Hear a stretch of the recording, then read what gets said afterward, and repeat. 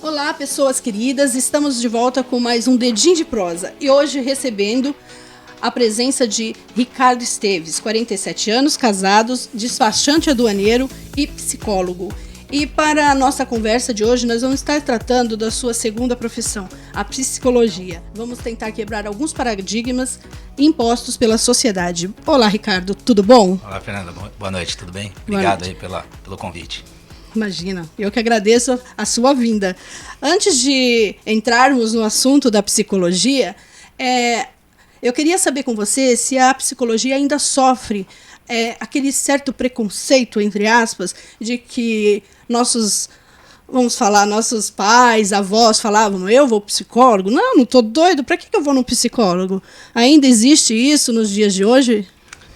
Então, Fernanda, sempre existe, porque os tabus ainda levam um tempo para serem quebrados, né? A psicologia, na verdade, ainda mais nos últimos anos, você pegar a década de 80, 70, e aqui no Brasil, ela vem do histórico assim difícil dos hospitais psiquiátricos, né? Então, todo mundo que tinha qualquer assunto a ser resolvido de forma do seu emocional, era sempre ligado com questão de uma loucura ou de uma falta de tratamento, né? Então, um pouco mais complexo de ser entendido. Mas hoje a coisa já está mudando de figura. Hoje você já tem uma psicologia mais participativa, né?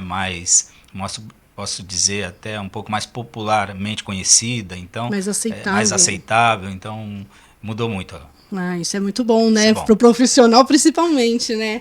E dentro da psicologia você trabalha com a parte de comportamento e saúde mental. Para nós leigos, né? O que vem a ser essa parte da psicologia, comportamento, saúde mental? Sim, a questão é que a psicologia, na verdade, você trabalha com várias abordagens, né? Então, você pode falar aquela do Freud, né? Do Jung, que tinha mais relações com a questão dos sonhos, né? O divã, né? Aquela imagem que a gente tinha. E os pensadores foram meio que mudando isso. Os teóricos que foram sendo apresentados sempre mudaram, foram outras perspectivas, fenomenologia, né, comportamental, ela vem de uma linha muito mais de Skinner, né, que trabalha realmente o comportamento. Com o tempo, Skinner dá em suas aulas exemplos até de condicionamentos, né, na época eram utilizados ratos e tal, para condicionar, como você condiciona, mostrando e repetindo várias vezes um hábito para aquele animal, ele ficava condicionado, ele tinha a repetir. Então começou a se fazer um comparativo com seres humanos, e é bem isso que acontece. Parece aquela coisa de que você repetir 1000 vezes a verdade, a mentira vai se tornando verdade, mas no sentido de comportamento, no sentido de que talvez possa ser alterado o seu hábito com aquilo ali, né? Eu sempre tive o hábito de logo cedo me alimentar de uma forma que não está muito correta, alguma coisa do tipo, ou de um hábito de levantar muito tarde. Então as alterações de comportamento de seus hábitos, elas podem produzir, elas podem melhorar ser alteradas, mudadas, né? Exatamente. A pessoa fala, eu sou desse jeito, vou ficar desse jeito até morrer. Não, isso pode ser quebrado. Isso quando fala da saúde mental é justamente isso, porque ela está ligada com o seu mental, né? É um trabalho amplo, né? Eu não posso pensar ela só como comportamento, eu tenho que pensar ela numa amplitude maior de análise. Qual é a minha anamnese, o ambiente? Todo mundo sabe que o ser é biopsicossocial, então o que é que biologicamente me altera e socialmente também me altera? Qual foi a criação que eu tive? Os conceitos que foram, de repente, como é que foi o método de acolhimento dentro de um lar, então pessoas que não tiveram. Então você, aliando a tudo isso, você consegue desenhar um trabalho que possa ser assertivo e positivo para quem passa pelo problema. E esse trabalho, no caso, é uma coisa em conjunto, né? Psicólogo, paciente e muitas vezes família, né? Precisa de todo esse conjunto para que possa se obter um resultado. Sem dúvida, Fernanda, a família é fundamental. O trabalho como um todo ele é fundamental. Às vezes acontece muito do estigma acontecer dentro da própria família, ou seja, o paciente procura ajuda, ele está sendo tratado, mas toda aquela família não dá o apoio por desconhecer e por não entender. Então, muitas vezes a gente fala que a psicoeducação, que se chama, ela precisa ser ambiental. Você precisa levar isso para mais pessoas, para que mais pessoas da família possam entender. É muito mais produtivo do que você deixar somente com ele, porque às vezes o paciente ele vai, nossa, mas olha, o senhor me explicou tudo o que eu tinha que fazer, eu sou um cara que estou aqui, mas lá em casa ninguém me entende, né? No momento de irritabilidade ele pode ser entendido como Uma assim, frescura. como uma frescura, ou como ele foi sempre assim, ou como ele é um cara briguento e tal, e a coisa não funciona bem assim. Então, eu trabalho com família, tudo, e muitas vezes, apesar de ainda existir também o tabu, o psiquiatra, né? O remédio não é o fim do mundo. Ele também não é todo remédio que vai dopar, né? Não é todo remédio que vai causar um impacto destrutivo na vida, não. Ainda Hoje, mais a farmácia, né? A indústria da farmácia, ela tem trabalhado, né? Em ex- cima desses psicotrópicos, né? Que a gente chama, né? Os antidepressivos. Existem aqueles que, se não deu certo com esse, a gente tenta esse para haver uma adaptação. exatamente, a linha aumentou bastante, né? Nem todos são tarja preta, né? Às vezes tá tomando um tarja preta para dormir, isso sim pode causar uma dependência. E às vezes você vai tomar outro remédio que vai regular o teu sono de uma maneira que não precisa ser ele. Entendi. Precisa ser um remédio tarja preta. Então, mas voltando àquele caso da família, né? É difícil, né? Trazer a família e fazer, não sei se é essa a palavra certa, convencer a família de que determinado comportamento de uma pessoa, aquilo pode se transformar numa doença que pode acarretar outras doenças, até mesmo físicas, e a família não dá esse apoio, né? Porque muito é frescura, não sei para que psicólogo, isso é falta de fazer, falta de trabalhar, ou falta de culpar a mente. E não é bem assim, né? Sem dúvida. Uma coisa que acontece bastante quando você chama a família para próximo, vai perceber, grande parte de doenças, depressões, ou que sejam os transtornos mentais que existem, eles têm um componente genético importante, entendeu? É muito caso de que às vezes já vem com os pais, já teve uma situação familiar que viveu muitos anos, porém esses pais eram num período que, não, como a gente citou no início, não se falava de psicologia. Sim. Então, quando você começa a trabalhar e chama um familiar para perto, ele vai muitas vezes identificar, puxa, isso que você está falando faz sentido porque eu passava por isso. E logo a empatia para com o paciente familiar já muda naquele momento, porque você começa a perceber, puxa, faz sentido o que está falando. Como é que eu posso trabalhar dessa maneira diferente? Eu não fui trabalhado assim. E isso sem uma questão de culpa, não há culpa. Ninguém tem culpa de nada, isso faz parte, é um tratamento como se fosse uma genética de uma doença renal. O paciente pode passar para o filho dele ou alguma coisa do tipo e eles são tratados da mesma maneira. Então, no mental, você tem que pensar da mesma maneira. Entendi. Entendeu? A saúde mental ela tem que ser vista como biológica e ela é. Você falou a palavra saúde mental. É muito engraçado, apesar de ser trágico, mas é engraçado falar que quando a gente vira para uma pessoa, você precisa cuidar da sua saúde. A pessoa automaticamente ela já pensa o quê? Tem que fazer uma academia, procurar um nutricionista. E esquece da parte mental, da parte emocional dela. E é muito importante, né? E as pessoas acham muitas vezes que o tratamento da saúde é só físico. Como convencer uma pessoa de que não é só físico, que ela precisa também... Vamos citar, no caso, uma pessoa com uma obesidade, né? Que aí esse assunto já para mim é fácil. Nem sempre as pessoas acham que a obesidade a pessoa come compulsivamente porque quer, não tem vergonha na cara. Não é bem assim. Eu acho que se a pessoa é compulsiva em algo, emocionalmente falando, ela tem algo, né? Como mostrar isso tanto para a pessoa e para a família, de que não é bem assim que se enxerga as coisas. A terapia trabalha muito isso. Tanto é que para a cirurgia bariátrica, não sei se é de conhecimento, mas para as cirurgias bariátricas você tem que passar por um psicólogo antes de fazer e continuar a terapia depois. Por quê? Porque por mais que você mexa na parte física, né, você vai ter uma redução de estômago, coisa do tipo, o seu mental ainda está com o pensamento da época que você tinha o seu órgão do tamanho antes da cirurgia. Então, se você não faz esse trabalho mental, o cérebro vai continuar mandando recados de que, olha, eu estou com a fome daquele tamanho, então não muda e você não pode mais. Então fazer esse trabalho é fundamental, você poder esclarecer que maneira a terapia está sendo feita, por que que está sendo, né, por que a redução está acontecendo, como que esses horários vão acontecer, né, por que que eu não vou poder comer naquele período e trabalhar isso. Então é muito comum fazer parte. Né? Então, para que isso, é a mesma coisa da academia, a força. Se você, às vezes, tem experimentos que mostram que às vezes você trabalhar o mental muito antes, você consegue dar foco no exercício e fortalecer. E muitas vezes a motivação. Motivação. Então você faz do que ir lá, já pensando que você não quer fazer e levantar de qualquer maneira como uma simples obrigação, tal, sem trabalhar o seu mental. Né? Entendi. As glândulas suprarrenais, elas produzem muitos hormônios que vão direto para o nosso sistema nervoso central.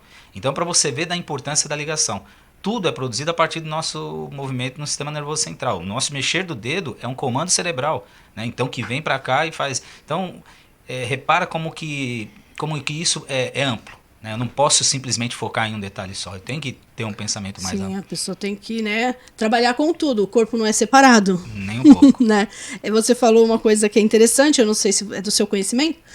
O André Marques, o ator, o que até dirigiu até um certo tempo o Video Show. Ele foi uma pessoa que obesa, ele passou por uma cirurgia bariátrica. E eu assisti uma das entrevistas dele falando que o psicólogo ele é muito importante nesse trabalho da bariátrica, porque você trabalha no físico, mas na nossa cabeça nós somos gordos ainda. Nós temos os pensamentos gordos, né? Hoje é até difícil falar essa palavra, porque senão a gente é... Mas eu posso porque eu sou.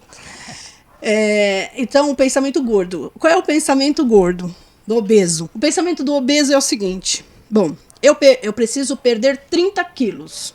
Eu vou perder 32, porque aí esses 2 quilos eu posso comer. Né? Se eu engordar eu paro um pouco e emagreço de volta. Então eu vou estar dentro da média. E esse é o pensamento do gordo. Né? Então é nesse trabalho, é nessa hora que entra o psicólogo trabalhando nesse comportamento. Exatamente. É uma mudança, até a gente fala hábitos, mas é porque ele vai ser necessário uma rotina, né? Que é uma coisa que muito, às vezes pouco falada, mas que tem a total importância no tratamento de saúde mental, porque você ampliando a sua rotina, você trabalhando ela, você escala os seus horários, você vai ter, é como se fosse um aprendizado novo, né? Então o seu comportamento tende a mudar. Você vai saciar mais cedo aquilo que poderia ser provocado. Então eu comia 2 vezes, vou comer 4 com menores intensidades. Então tem todo um trabalho que é feito isso. A nutricionista vai ver todos as vitaminas, o que você precisa, e o psicólogo vai estar te amparando, olha, cumprir, olha só como o resultado deu certo. Então, a hora que eu começo a ver realmente o resultado, eu tenho muito mais confiança de continuar. Né? Então, enquanto eu não vejo, ficar apenas ali naquela ilusão, né, ou às vezes naquele pensamento só, ele não vai trazer muito resultado, porque eu vou ficar parado, não vou ter ação. É verdade. Os brasileiros, como que você descreveria assim o comportamento, a visão do brasileiro com essa parte de comportamento, de saúde mental? O que você acha sobre a forma que eles encaram isso? Eu não digo não só do brasileiro, mas como todos Sim. os países latinos, na verdade. Né? A gente tem uma diferença cultural grande, até porque os grandes teóricos de psicologia são todos da Europa, né? Então viveram momentos muito, época de que o país já estava assim, em Revolução Industrial, coisa do tipo, e a gente vem de um cenário muito posterior a isso. Então, acreditar aqui era mais difícil. Né? Então, hoje eu vejo que já há uma busca maior, as organizações pensando nisso, né? Organização de empresa, né? As escolas já trabalhando, fazendo um trabalho psicólogo na escola era coisa que às vezes você nunca nem achava.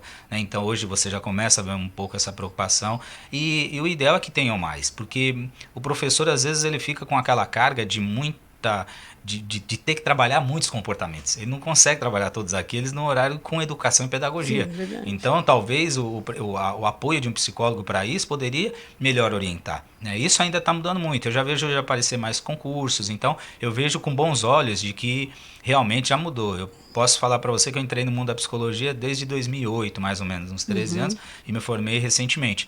Mas eu já vejo diferença de quando eu vim para cá. Né, para o agora. Eu já vejo uma diferença muito grande com questão profissional, com a visão que se tem do que pode ser mudado, né, dos trabalhos, né, dos grupos de apoio, né, quase todos as searas hoje tem, né, de grupos de apoio para todos os problemas, assim como existia o AA, né, como existia já os narcóticos, hoje então você vai ver bastante grupo de apoio, então acho importante. Acho que nós estamos num cenário de desenvolvimento bom. Hoje ainda tem para melhorar mais. Mais ainda, né? Agora, com essa situação pós-pandêmica, né? Que acho que a demanda a demanda pelo profissional da saúde mental, psicólogo, vamos chamar assim, eu acredito que tenha crescido. Sem dúvida. Você lembrou bem que, para você ter uma ideia, o Conselho Federal tinha liberado o atendimento online, olha como são as coisas, um ano antes da pandemia. Então é uma coisa muito recente. A pandemia só enfatizou isso, né? Só permitiu que os atendimentos online acontecessem. Porque às vezes é muito complicado uma pessoa que está no estado depressivo, que está passando por algum problema realmente letárgico ali de se movimentar, para ela, hoje ela tendo a possibilidade do online já é alguma coisa, né? Já é um atendimento, ela tem a possibilidade de câmeras e tal. Então isso melhorou muito. Sim, a tecnologia tem ajudado muito, né, nessa parte. Porque eu penso, acho que todo mundo pensa dessa forma, um pai de família que está lá, trabalha seus 15 anos, 20 anos trabalhando, né, acordando cedo, saindo de casa, indo trabalhar, e de repente bate de frente com uma situação bem trágica, que foi o lockdown, no caso, né, ter que se enclausurar praticamente, não poder sair para trabalhar, não poder trazer o seu ganha-pão, correndo o risco até de perder seu emprego. Muitos perderam, né, por causa disso. Eu acredito que isso tenha ocasionado muitos problemas, e isso fez com que a demanda tivesse aumentado bastante. Sim. E você tem recebido muitos pacientes, tem encontrado bastante paciente assim? Hoje, já com o fim da pandemia, a coisa está um pouco Mais retomando. doente. E parece, por incrível que pareça, a dificuldade agora de muitas pessoas está sendo revolta. voltar. Olha como você vê, de novo, a gente citando questão de comportamento, hábito e rotina. Então, tem muita gente com dificuldade para voltar. Então, hoje você briga, estão tendo até que regulamentar a lei do trabalho home office, acho que agora saiu semana passada, né, que regulamentou realmente com todos, porque as empresas também se perderam. Então, é muito como falar, o home office me trouxe melhora com relação a eu poder fazer mais coisas em casa, mas o home office também te tirou um lado de envolvimento social que é fundamental para a sua evolução, não tem como. Né? O sol, né, às vezes poucas pessoas sabem disso, ele ativa a glândula pineal logo pela manhã, então quando você busca a luz solar, você está buscando saúde, você ativa o seu ciclo circadiano, é ele que permite que à noite você sinta o sono. Então quando eu estou só com a luz artificial, eu tenho dificuldade com isso, eu vou ter dificuldade de dormir. Então tudo isso afetou essas pessoas que estavam num ritmo totalmente diferente, elas aprenderam, viveram muitos anos com a vida assim. Então assim, posso dizer que foi um pouco comum de você ter pessoas buscando, Sim. por causa ou por estar um pouco mais triste, sentir uma depressão e às vezes não ter quem falar, porque só com familiar não adianta. Então, ouvir a palavra de um psicólogo, ouvir de um médico, né, já causava falar também com estranho é bem mais fácil, né?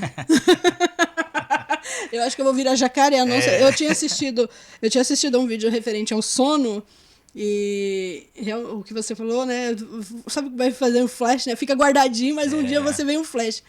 Só que eu acho que eu não parei pra observar a parte do sol. Eu acho que eu vou virar jacaré, começar a tomar sol aqui pra poder dormir à noite.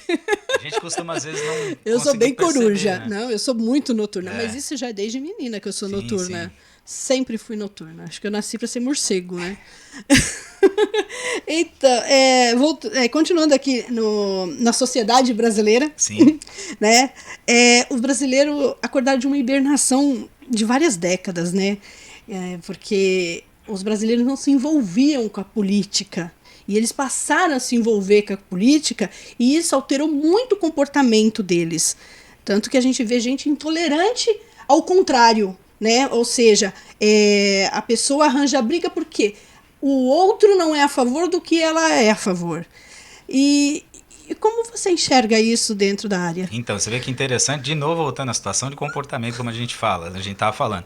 Estou condicionado a isso. Se você todo dia ficar na minha mente falando, olha, esse é o caminho certo a seguir, essa pessoa é o seu ídolo, é quem você tem que seguir, só pode ser ela, qualquer outra a partir dela não tem validade ou não tem, para qualquer que seja um dos lados, isso só tende a acontecer o que você vê a todo momento, que é uma disputa, que muitas vezes não há um entendimento, um diálogo do que o outro pode fazer. Então eu vou dar um exemplo bem assim, mais simples, que tem a ver com política, mas é viver em condomínio. Você vive num condomínio e aquele vizinho que todo mundo de repente comenta que é um cara intransigente, que é um cara que nunca participa de nada, que ele é um cara que merece ser votado na questão de condomínio, porque ele tem esse padrão que ninguém gosta, né, de que boa parte do grupo não gosta. A hora que você se depara e vai conversar com ele, só ele, e dá uma parte do seu tempo para um diálogo, para uma conversa, muitas vezes você tem uma relação diferente e um olhar que passa a ser diferente. Então, porque as qualidades dele são colocadas naquele momento onde ele serena, onde ele conversa, onde ele dialoga. Então, você vê que o seu comportamento já pode ser que mude. Não vai mudar de todos, mas quem teve o contato, muda. Então, falta um pouco do diálogo, no entendimento e talvez uma visão um pouco mais ampla, né, do que pode ser feito. Eu não concordo, não é minha opinião? Ok. Eu vou respeitar. Eu deixo a do outro. Eu não preciso toda hora, porque o que acontece é um ativismo de forma com que você lute e discorde e destrua o outro. Como se Na fosse verdade, é destruir. uma imposição, né? As Se- pessoas querem se impor. Então, né? esse ativismo, se for pensar desse jeito, vai destruir a humanidade, porque não tem como, todo mundo, o outro não vale nada, eu só a minha palavra, e aí eu não chego a isso, né? Então, numa linha psicológica adotando, se for ter esse entendimento, eu não atendo paciente A e não atendo paciente B. Você está entendendo? Porque eu também vou estar Você separado. já Então, pensou, começa a virar moda? como é que você atende ele olhando só por um lado dele? Como é que eu tenho relação olhando, então, é a mesma linha, né, que a gente estava falando, todos condicionados numa linha de que há possibilidade de mudança, que há possibilidade de nova rotina e há uma possibilidade de ser. Não preciso concordar, mas eu não preciso matar e discordar. Eu simplesmente não concordo, e o que é comum, né? Sempre nas diferenças há uma parte que concorda, uma parte que não concorda. Isso tudo dentro de uma naturalidade, desde que não te está destruindo. Eu acabo dizendo assim, o brasileiro acordou e descobriu a política, sem saber que a política acontece a partir do momento que ele é registrado. Não a partir do momento que ele nasce. Ele já é político. Sim, sim, né? sim. Já está fazendo uma política, né? Até mesmo o bebê faz política. Se ele não chora, ele não come. Então não tem, né? É que a reação do comportamento Ele condiciona dele. a mãe a seguir a lei. E as drogas? Não só as ilícitas, mas álcool, cigarro. Você tem... O que pode estar se dizendo sobre... Porque elas influenciam. Apesar de ser lícito, né? Poder ser utilizado, cigarro, álcool, ele causa alguns... Dependência. Causa, em algumas pessoas, até mesmo mudanças de comportamento na sua ausência. Você tem recebido também pessoas com esses tipos de vícios? Eu faço um trabalho, mas sempre eu não sou voltado diretamente ao combate, né, das drogas e de dependentes químicos. Né? Eu trabalho sempre mais com a linha de transtornos mentais e, consequentemente, você encontra pessoas com os transtornos que relatam os vícios, né? Então, ou álcool ou o uso de substâncias psicoativas.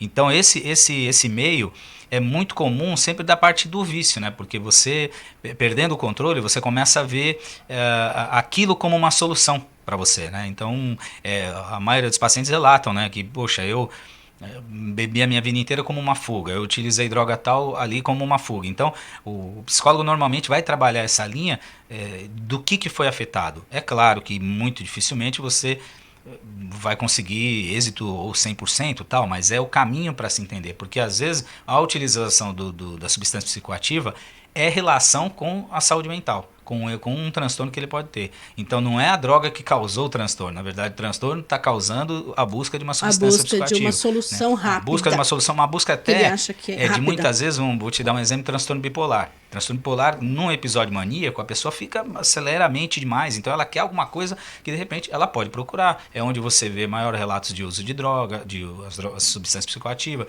de álcool, né? Então, a droga em si não foi o que motivou ele ao transtorno. O transtorno é que motivou ele aí. Então talvez esse seja uma das brigas grandes que as pessoas que trabalham com a questão de dependentes químicos, de tentar vincular que talvez ele já era um doente antes, né? Ou ele já tinha um problema antes. É um tema muito difícil, porque envolve sempre a questão do local, né, de como faz, a gente tem os outros interesses, então fica difícil trabalhar. Mas com saúde mental, às vezes é comum. E como é muito comum também, quando a pessoa para, ela já tem uma melhora significativa. E ela percebe pelo transtorno, ok, parei de usar o álcool, usando minha medicação, tô me sentindo melhor. Então ele percebe que realmente o gatilho que muitas vezes fazia ele ficar doente ou ficava mal, era o uso de uma droga. Então ele cortando aquilo, ele já tem uma melhora contínua. Então tratar a melhora, muitas vezes vai tomar um medicamento para depressão, que faz com que ele não sinta aquela vontade de ir em busca, porque ele ali já sanou ele. Quando do contrário é ruim, se ele não vai em busca do medicamento, ele pode ir em busca da droga, querendo aliviar a depressão e piora muito mais. Você disse que a sua área é do transtornos, né, da parte de transtornos. Os transtornos que nós podemos considerar, o que vem o toque, transtorno, Você tem, ansiedade. eu falei transtornos, na verdade são os transtornos afetivos, né, que se Sim. enquadra a bipolaridade e a depressão.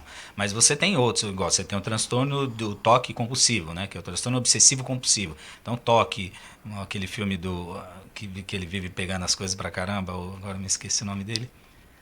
Também não. Vou lembrar. Mas, Então, esse filme mostra um pouco disso, da questão do toque, transtorno obsessivo compulsivo. Você tem outras doenças, como a esquizofrenia, que já é diferente, ela não se enquadra como transtorno, é esquizofrenia mesmo, né? Então, a ansiedade pode ser considerada a um ansiedade, transtorno. ela fica dentro, na verdade, do transtorno de ansiedade generalizada, que eles chamam TAG, né? Como o transtorno de déficit de atenção. Então, déficit de atenção pode causar uma ansiedade, como você também pode ter a questão de falta de foco, né? Então, eles são outros. O DSM-5, na verdade, é como se fosse o dicionário das doenças mentais. Ele leva esse número porque cada vez que ele é atualizado, ele leva uma numeração. Estamos no 5 e agora ele pode evoluir. Isso faz muito importante que se você pega o DSM-1 até agora, você consegue perceber o quanto a medicina foi tentando separar os temas. Porque antigamente, se você pegava o transtorno bipolar, era depressão maníaco... Depressão maníaco... Não. Depressão... Era episódio maníaco depressivo, era alguma coisa nesse sentido. Que era o nome da doença anteriormente. Então, foi evoluindo, separaram o transtorno bipolar, separou o transtorno bipolar tipo 1, tipo 2, tipo 1 com mais manias, né, mais euforias, mais irritabilidade, o 2 mais com depressão. Então tudo isso vai evoluindo e cada vez você vai enquadrando mais, né? Esses transtornos eles já existem há muitos e muitos e muitos anos, né? Mas parece que ficaram mais conhecidos agora. Você acredita que pela evolução da tecnologia, né, a busca, né, igual as pessoas hoje buscam política, mas procuram ler mais ou buscam mais, você acredita que isso venha fazer com que essas doenças, pode chamar doenças, Sim, né, sim, doença. Sejam mais conhecidas, mais populares, fazendo com que a pessoa procure mais o profissional, porque assim, não, eu me encaixo nisso. Olha, eu tô achando, a pessoa acha que bipolar é aquele que acorda triste e daqui a pouco tá rindo, né? Eu vi eu não sei se você conhece, acho que ele é psiquiatra, Abud. Eu assisto de vez em quando os vídeos dele, eu gosto da explicação dele. E estava vendo que a bipolaridade não é isso. Você vê, né, o conhecimento da gente como é. A bipolaridade é além disso. É uma pessoa que não tem foco, ela quer fazer tudo, mas ela não consegue terminar nada. Então, com o conhecimento, as pessoas começam a ver, não, olha, eu me encaixo, eu vou procurar. Aí procura um profissional. Você acha que a tecnologia ajudou bastante nessa parte? Sim. A tecnologia ajudou bastante. A questão de uma medicina que mudou um pouco no sentido mais amplo de informações, né? Os psiquiatras foram fazendo trabalhos, pesquisas foram muito importantes. Então, você tem um mundo muito amplo que girou em torno disso, né? A questão da neurociência, né? Que também evoluiu muito, né? Trabalhando só uma parte neuronal mesmo do paciente. Então, tudo isso foi possibilitando. Olha, que eu estava te falando do filme, aquele filme é o Jack Nicholson, Melhor Impossível. Eu sugiro que todas as pessoas assistam para ver uma ideia de transtorno mental, que é o toque, que é mostrado no filme. Então, para você ter uma ideia. Tem outro dele também, né? Então. Tem o... Agora eu que não lembro, é de Stephen King. Ô, produção, ajuda. O Iluminado. Eu olhei para ele e lembrei. O Iluminado. É quem gosta de Stephen King. Então. O Jack Nicholson nesse filme... Ele é excelente ator para isso. Aquela época não se falava muito. Então você vê outros assuntos que foram possibilitando de uma maior conversa, né? Foram se abrindo, foram cada vez chegando mais, né? Claro que o pessoal adoeceram mais. Também, acho que todo mundo moderno, assim, agitado como que a gente vive, ele promove isso, né? Da gente cada vez mais ter a nossa mente que chega uma hora que parece que esgota. Mas eu acho que eu colocaria as pesquisas, o apoio científico que teve da classe médica mesmo e a maior inserção dos psicólogos, principalmente assim com maior acesso aqui à população. Deixou as pessoas um pouquinho mais abertas, né, a conhecer, a quebrar esse tabu que ainda está sendo quebrado, mas ajudou bastante nisso, né? E me diz uma coisa, essa parte de transtorno, de comportamento, saúde, como que é feito o diagnóstico? caso se tenha uma atenção, né, para poder a esse tema. E como tratar? Além de uma sessão com psicólogo, Sim, sim. o que a pessoa pode estar fazendo? Essa é uma parte ainda que caminha, porque o detalhe todo de saúde mental, Fernando, e que diferencia de muitas outras patologias que você tem, é a questão de não ter um exame de sangue, um exame muitas vezes mesmo radiológico, um Que exame de prove, imagens que né? fale, olha, você é isso, você é aquilo. Então, merece um cuidado muito grande, sabe, a busca de bons profissionais, um psiquiatra ou psicólogo que busque e trabalhar isso de uma maneira muito clara, sabe, e sem muito, como é que eu posso dizer, sem muito alardar a coisa de uma maneira que só venha a prejudicar. Então, com muita serenidade, estudo. Às vezes é a necessidade de você estudar, olhar e ler aquilo, entender o que está sentindo e ir trocando, sabe? Você ir fazendo um trabalho bem importante com toda essa parte de saúde mental. Hoje tem muito material, né? Você tem muita informação no YouTube. É fazer um filtro bom mesmo e bons profissionais. Aqui na Baixada você tem bons profissionais que trabalham com isso, né? E com certeza procurar um caminho melhor. Às vezes você pode ser, puxa, mas eu tomei um medicamento que não me fez bem. Mas quando há uma troca direta, aquilo pode reduzir e muitas vezes o desgaste. Então você tende a ou encontrar ou trabalhar melhor aquilo que você já estava sentindo. Porque na primeira vez você não sabia nem o que usar. Na segunda vez você usou, não fez bem, então você já sabe que aquilo. Então você a cada passo vai evoluindo. É um obstáculo que evolui. Agora, não pode simplesmente abandonar tratamento, sabe? Olha, eu não vou deixar. Ó, eu pensei que talvez indo só falar com uma pessoa que eu conheço bem resolveu. E não Então me resolveu nada, então eu vou parar. então isso tudo pesa bastante, né? Assim, bem tratado e bem acompanhado, a questão de sucesso é muito grande. Na forma figurada, eu acredito que seja um prato de sopa quente. Vai comendo pelas beiradas, Sim, devagarzinho, enquanto ela vai esfriando, até chegar no centro, né? sim, sim. E as pessoas têm que entender o casamento, né? Entre psicólogo e psiquiatra. Os dois têm que casar junto, têm que casar, Exatamente. né? Um acompanhamento em conjunto, né? Porque o psicólogo não medica, né? O psicólogo não medica, mas ele através das suas entrevistas, não sei como, ou das suas sessões, ele começa a avaliar, né? Que a pessoa necessita de um acompanhamento psiquiátrico também. Como chegar até aí? Assim, E tentar isso que enxergar você essa falou é parte. perfeito, tá? Esse, inclusive, é o cenário que todos nós, assim, lutamos para conseguir, que é o contato realmente, às vezes, com o psiquiatra, para essa troca. Porque muitas vezes o psiquiatra está olhando a questão biológica ali física da coisa e tem todo o domínio da medicação que pode ajudar naquilo ali. Mas na terapia você pode ter uma visão, olha, mais ampla ou eu notei isso, o comportamento dele está mais agitado, ele ficou mais trêmulo, não sei o que. Então, essa troca com o psiquiatra auxilia bastante, né? Porque a decisão do que será feito é muito mais assertiva. Além do perigo que muitas vezes o paciente não leva a todo o cenário que está acontecendo, né? Às vezes por questões mesmo de cognição, que seja do tipo, ele pode estar sentindo, ou de repente muito depressivo, não quer falar. Então essa troca é importante, é um apoio amplo. Uma Né? pessoa difícil de se abrir também, Uma pessoa né? difícil de se abrir, exatamente. Então você já começa a sentir que, poxa, um caminho para melhora pode ser por aqui.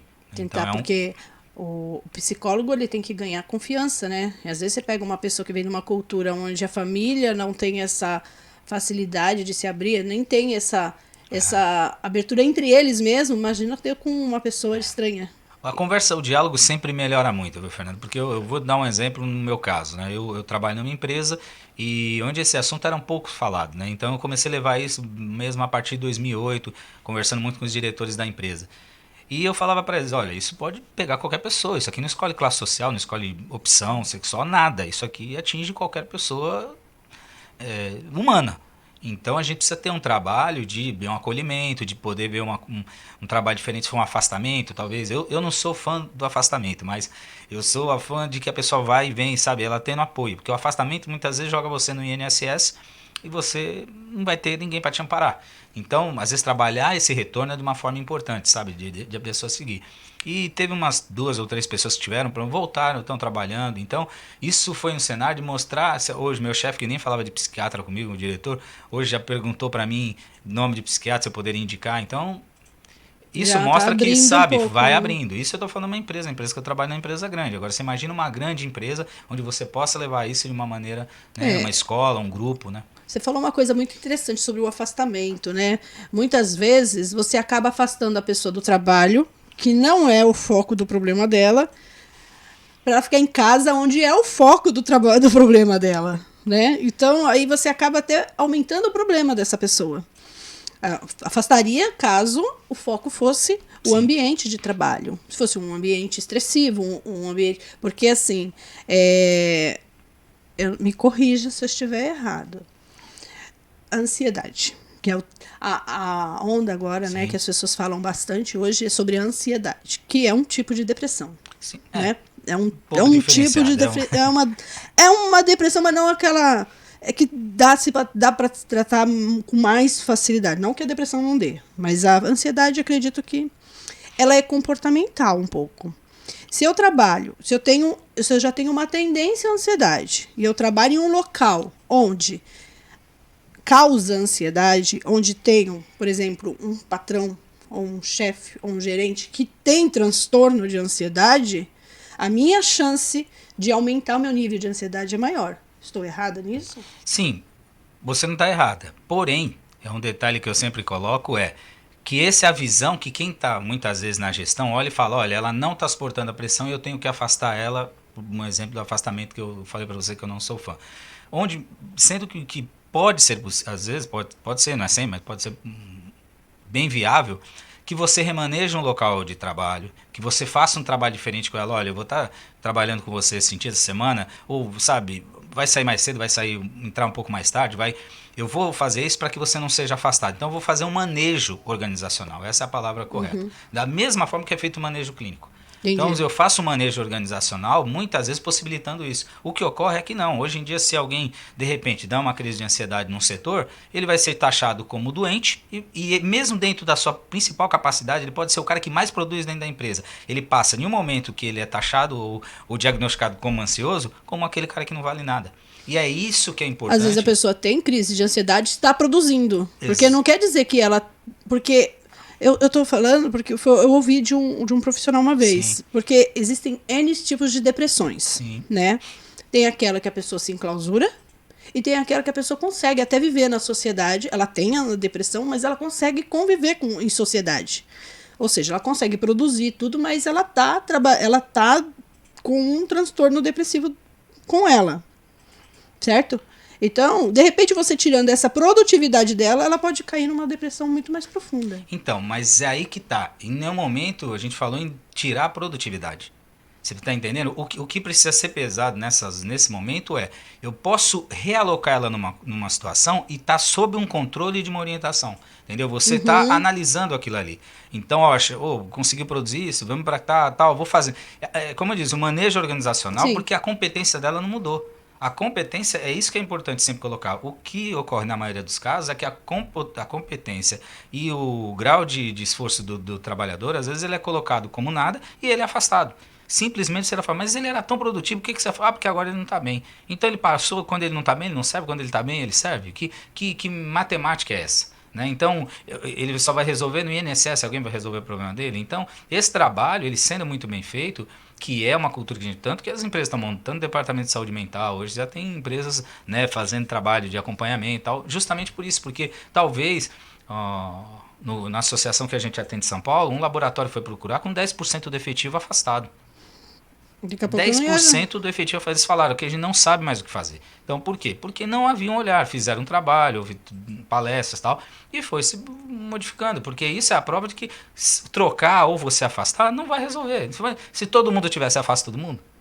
Você está entendendo? Então, então esse trabalho é um trabalho bem importante que tem que ser feito nesse sentido. Não estou dizendo que tem casos, pode ser tem casos e casos. Uma psicose, lembrei do nome da bipolaridade, é psicose maníaco-depressiva. Olha o nome que ela levava. Era um nome mais pesado, né? Porque ela tinha componentes de psicose. Então hoje já separaram, porque a psicose muitas vezes pode ser que ele está em outro grau, né? Então, já mudaram a questão. Agora tem graus, né? Grau 1, grau 2. Exatamente. Então, você repara que é isso. Isso é uma temática sempre importante. Falo isso porque eu já vi mais de uma pessoa, assim, já tive experiência de até amigos, grandes amigos, precisaram ficar e hoje estão todos trabalhando, eles até se tornaram empresários, assim, e, sabe, viveram aquela fase. A depressão, pelo que todo mundo, às vezes, tem uma dificuldade para o entendimento, falar, puxa, aquilo ali vai detonar, a depressão tem cura. de todas essas doenças, transtorno bipolar, não, porque ele é considerado, ele cai na categoria de transtornos de doenças de controle, né? Você tem que estar fazendo controle com Ele não remédio e tem tal. cura, mas Você tem controle, como o mas diabetes. consegue controlar, como Diabetes diabetes, não tem cura, hipertensão. exatamente, a mesma coisa. Porém, a depressão tem cura. Então ela é diferente, ela cai num grau de cura. E isso é bem importante ressaltar, porque muitas vezes pode um depressivo estar ouvindo a gente e falar, puxa, eu tô... Não, você tem cura. Então isso é importante, cada vez temos que falar mais isso, porque... E isso é até motivador para um paciente os ouvir isso. né, nenhum deles são tarja preta. Nenhum deles são tarja preta, são remédios que você pode... Claro, há uma atenção, puxa, você tem questão luto, tem um monte mas tem cura. Entendi. E me diz uma coisa, assim como a saúde física, a gente procura uma academia para exercitar e procurar suprir os problemas. Dentro da saúde, dentro da psicologia, nós temos algum treino, uma forma de se tratar em casa, fazendo treinamentos e tal. Hoje na psicologia eu acho que tem até mais do que na academia, né? Porque psicologia você tem atualmente meditações de todos os jeitos, né? Meditação ativa, você ouve falar de bastante questão meditativa, que é sempre uma contemplação, tal. Você tem hoje já grupos que trabalham a questão mental como treino de hábito, né? Como se fosse não vou falar o nome, mas existe uma empresa que ela como se fosse dar aulas de memória. Então você é muito utilizado para pessoas que estão com déficit de atenção, Alzheimer, do começo do Alzheimer. Então é muito trabalhado que o Alzheimer você precisa trabalhar muito, né? Aquele repetição de mente, memória, para cada vez estar ativando mais o cérebro. Então hoje já tem até escolas fazendo isso, né? Você tem centenas de trabalho, né? Até um trabalho que você faz de respiração. Né, ele tem tudo a ver, ansiedade, né, da ansiedade, que é a né, hiperventilação, a respiração, né? que a pessoa fala, eu tô com falta de ar, na verdade não tá com uma falta de ar, né? A diafragmática que você joga para cá, né, então são muitos, né, assim, todos eles é que a gente realmente não trabalha os exercícios mentais, né, isso aqui tá me chateando, vou ouvir uma música. Aquelas New Age, né, que a gente fala, vai ouvir cachoeira. Você tira, né, você pode ver que eles têm, acho que tem até alguns canais no YouTube que levam a meditação guiada para você dormir e tal. Olha como faz dormir. É a meditação que faz, só a mente que faz você dormir, não a meditação. Eu não sei o que você pensa. Meu filho, por exemplo, ele gosta muito de ouvir ASMR. Sim, tem um... O que você pensa sobre isso? É que o ASMR ele trabalha acho, com um pouco de programação, né? Na verdade, a pessoa, né? Eu não sei se você já ouviu algum, que eu chego, aí eu fico roçando o microfone, eu fico falando baixinho, só aquele negócio de bater os lábios, ou a unha batendo numa mesa, falando mansinho. O que isso daí pode interferir? Meu filho dorme, pelo menos isso. Então, é que eu costumo dizer, olha como é mais um exercício, às vezes, né? Porque como eu te falei, eu havia comentado, né, acho que fora das câmeras, eu sou morcega, sim, né, eu sou bem noturna, eu produzo mais à noite do que de dia. Às vezes eu tô no meio, e à noite parece que nosso ouvido aguça, né? E daqui a pouco eu começo a ouvir umas batidinhas, na hora que eu vou ver meu filho já tá dormindo, né? E tá tocando o ASMR dele. É legal, é bacana, muita coisa. Lembra daquela do bebê que você embrulhava ele bem pra ele, apertava ele mesmo que estivesse chorando, apertava e o comportamento dele mudava, ele começava a parar, muitas vezes dormia e ficava quietinho, porque ele parava de chorar, porque ele sentia o acalento, né? Aquela questão mesmo talvez lembrar do útero materno, né? Eu aprendi, na época que meu filho era pequeno, a embalar em pacote, né? Embalei ele na posição que ele ficava dentro do útero. Ele parava de chorar. Acalmava bastante. Você vê que tudo muito ligado. Então, tem exercícios, tem infinitos. Eu acho que realmente é que a forma com que a gente dá de rotina para o dia e a aceleração nossa, que é muito grande, e o estímulo eletrônico também, que né, acaba, às vezes, não possibilitando que a gente consiga evoluir para esse nível. Mas eu não tenho dúvida que tem. Falamos sobre um treinamento. E prevenção? Tem alguma forma de prevenção ou isso não tem como prevenir? Eu entendo que sim. Eu entendo que, na verdade, o próprio trabalho terapêutico em si, antecipado, ele já é uma prevenção. Né? O que ocorre, a sua pergunta foi muito positiva, porque todo mundo procura quando já está... Né? Principalmente a psicologia, já está em estágio avançado. Qual é o problema? Diz que a minha psicóloga na época falava que grupo de casal que procura é porque quer separar. Ele já está separado, então ele procura. Então eu entendo que é um pouco parecido. Né? O que impede? Você mesmo, eu quero ir psicólogo, quero trocar coisas que eu não falo com outras pessoas, ou em casa, às vezes tá a busca, eu trago. Então, eu acho que é assim, sempre é possível prevenção. Eu acho a prevenção no meu ponto de vista, muito mais produtiva quando ela é infantil. Né? Então eu acho muito mais interessante começar a trabalhar isso muito mais nas escolas, com as crianças, né? Fazendo um processo de desenvolvimento mais pautado com um apoio mental. Acho que seria isso. Principalmente hoje com esses videogames, né? Porque a criança fica mais tempo na tela e isso causa até níveis de ansiedade numa criança, né? Exatamente. Os jogos... Acaba não brincando muito, aqueles jogos socializando. de tiro ou até mesmo de mudança de fase, por mais light que o jogo seja, eu acredito que aquilo mexe com a ansiedade da criança. Então, conseguir trabalhar o quanto antes, essa é a prevenção. Se você falar para mim, Ricardo, qual a prevenção? Eu falo, trabalha a criança. Meu filho, por exemplo, quando tá jogando, às vezes dá uns 5 minutos nele e começa a chorar, tudo, eu falo, pode desligar. Se tá te causando choro é porque não tá te causando bem. Sim. Ah, mas eu já parei. Não, você vai parar, desliga, senta aqui, vamos assistir outra coisa, vamos fazer outra coisa. Se quiser, já que estuda de manhã, vai descansar um pouquinho, então vamos jogar. A gente gosta de jogar muito aquele Jenga, né? Juntar os toquinhos, ficar tirando, a gente gosta. Na verdade, ele gosta porque ele quer me derrotar, né? E é difícil, é um pouco difícil de me derrotar. Mas é isso que eu faço com ele. Se tá causando isso, pode largar. Sim. Né? Porque tá deixando de ser um divertimento. Eu penso dessa forma, né? Então, é o seguinte, o tratamento, você já me disse, nós sabemos que os planos de saúde, eles têm psicólogos, que é limitado, não sei se já mudou, mas numa época atrás ele era limitado a 14 sessões, após isso eles davam alta, dificilmente davam continuidade a esse trabalho. E nós temos o SUS, né, o tratamento pelo SUS. O que você me fala sobre o trabalho do SUS dentro da sociedade? Temos profissionais, são bons profissionais, existem trabalhos do SUS para esses transtornos que agora têm aparecido a cada dia mais com frequência. O que você tem a me falar? E falar também para o pessoal de casa, né? Que de repente está com algum problema e não sabe onde procurar, né? Sim. A questão dos convênios, você falou isso caiu, tá? Então agora eles não há limite para sessões, então está liberado. Mais flexível.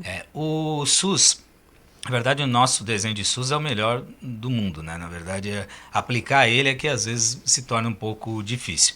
Mas o trabalho do SUS com a saúde mental, ele funciona, ele tem os CAPs, né? O Centro de Atenção, que pode. O que ocorre é que muitas vezes você pode não encontrar um profissional que deseja, ou um psiquiatra lá que está atendendo, ou um psicólogo. Então essa falta, às vezes, que é comum, não só para a saúde mental, como qualquer outra parte de saúde pública, é um pouco que atrapalha. Mas é melhor, como eu digo, buscar um apoio ou no órgão público algum em quem possa ajudar do que nada, né? Ficar sem nada é muito pior. Você tem trabalhos fundamentais. Só hospitais mesmo que já atendem, que eu considero 24 horas, tem 2 em São Paulo, um aqui na Vila Mariana, perto da Vila Mariana, e outro lá na Zona Norte, né? E tinha um em Santos, que acho que tiraram, que era o PAI, né? Que é o Posto de Atenção Integrada. E a atenção dele era juntar todos os profissionais lá. O problema é que eu não sei se hoje consegue atender, e depende de cadastro em outros órgãos. Ou seja, o desenho existe, possibilidade existe, tem hospitais que atendem, só falta a gente desenvolver mais profissionais. Então, colocar mais gente lá. Então, não deixa de ser assistido. Uma pessoa hoje com uma questão de saúde mental, ela tem desde internet até público, até privado para poder buscar. Né? Não, já melhorou muito do que estava. Ah, Ricardo, mas falta. No nosso país sempre tem falta, sempre tem problema. Mas ele já funciona. Né? Então, eles são dos que eu poderia assim, falar. A associação mesmo para buscar, bastante também. Você tem a própria Abrata, onde eu sou voluntário e atende pessoas com transtornos afetivos, bipolaridade e transtorno, está na internet, é só buscar. Você tem a Astoc, que trabalha a questão de toque. Você tem aqui, a parte online é o que eu sei mais, né? Mas apoio com relação à saúde mental, a saúde emocional da criança, que é lá em São Paulo, que também trabalha esses aspectos, né? Tem até um livrinho deles. Então tem bastante gente. Depois que eu comecei a atuar muito com voluntariado na saúde mental, eu percebi o quanto que existia de apoio que às vezes a gente não sabe. Você até se surpreendeu, às vezes não né? sabe. Eu moro em São Vicente aqui, né? Então eu já fui uma vez conversar aqui no hospital no CREI, tinha um psiquiatra no CREI. E sem ninguém para ele atender. Então você fala, poxa, Ricardo, mas hoje não pode, você não tinha, mas tinha, eu estive lá, eu vi. Então como é que eu falo? É um trabalho amplo, né, de divulgação, de melhor informação, de ideia de como isso é, que não é o fim do mundo. Então, Entendi. na verdade, tem bastante coisa assim. Depois você deixa os dados e a gente coloca na descrição. Nós somos da cidade de São Vicente, né? Isso. Do litoral paulista. E aí a gente coloca na descrição alguns telefones e as associações que prestam esse tipo de serviço à população. Sim, sim. Né? Bom, a nossa conversa tá maravilhosa, mas, como diz o nosso saudoso José Wilker, a noite ruge. A noite ruge. Ricardo, eu agradeço a sua vinda. Muito obrigada, tá?